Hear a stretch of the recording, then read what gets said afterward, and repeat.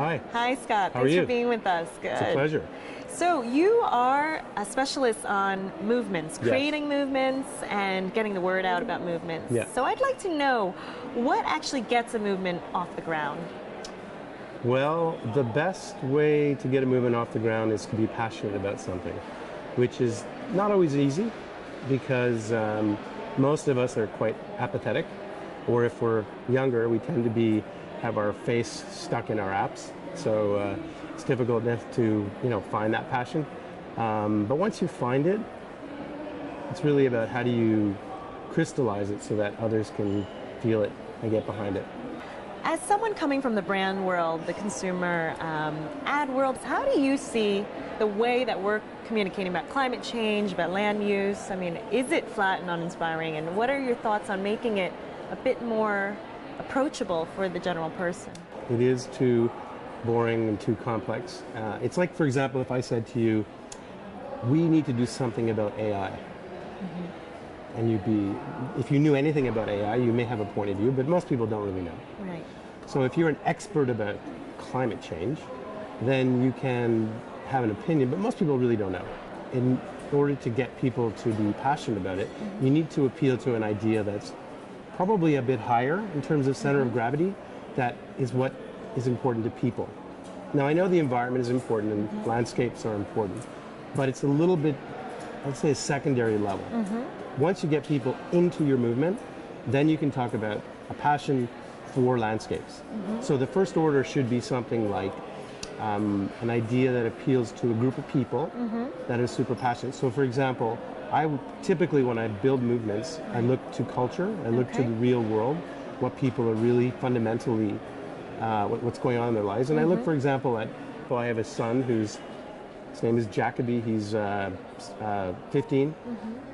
Very smart, bright young man, very independent. Now, we get along and we have a great relationship, but he's definitely have a different point of view than I do. Right. And I'm sure you would align behind the idea that this new generation, they know everything. And they can solve the world, and probably better than the old guys like me. So that's, for example, a good starting point. There's a nice little tension between this new generation that wants to do something big and exciting, and the old guys that kind of, don't get it. Yeah. So to me, there's some interest in there that could rally a lot of young people that on a higher order idea gets passionate on the global universal level, but then on a level down, one of the things that they stand for and they want to change could be the climate. So appeal to that human cultural insight, and then a little bit lower down, get to the specifics. Don't get to the specifics the first thing out of your mouth. I know you wrote a book about starting movements and growing them, and a big part of that is that people want to connect in a community for change. Correct. This idea of tribes. Yeah. Can you talk a bit about that and how psychologically people need this kind of community to come together, and how you think a platform like the Global Landscapes Forum could perhaps offer that? First of all, you need to define the change you want to make in the world.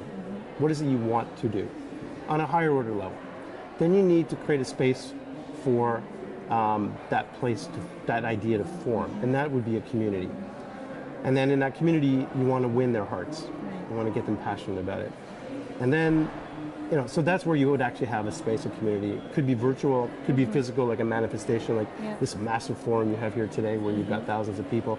That is very important as well. But a virtual place where people can go to exchange ideas, to get tips and tools, and learn is really critical.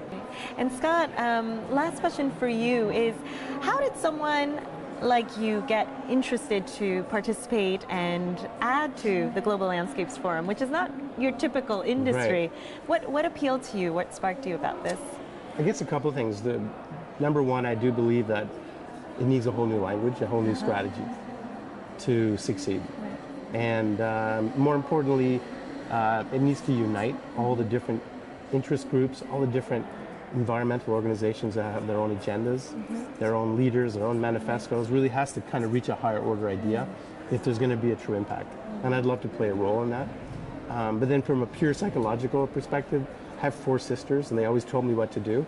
So I just feel the need to always kind of rebel against that. So I love the idea of being here, helping to in a way, be a little bit of a rebel to help make this a bigger success. So Great. Well, we're very fortunate to have you and looking forward to your session today. thank you so much. Thank you, Scott. Yep.